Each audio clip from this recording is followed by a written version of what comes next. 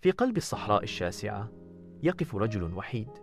جسده صورة ظلية صارخة مقابل الأفق اللامتناهي، وجهه محفور بالقلق والحزن، يروي قصصا عن أعباء الماضي ومخاوف الحاضر، يهمس بدعاء للراحة: اللهم إني أعوذ بك من الهم والحزن. في الظلام القاتم يكافح رجل ضد قوى غير مرئية، وجسده مثقل بالخمول، قيود غير مرئية تربط يديه وقدميه تسخر من محاولاته للحركة، مستجمعا قواه الداخلية يصرخ: وأعوذ بك من العجز والكسل. في خضم فوضى المدينة النابضة بالحياة يسير رجل، وخجله وخوفه ملموسان وهو يتنقل في الشوارع المزدحمة، وحوش بشعة غير مرئية للآخرين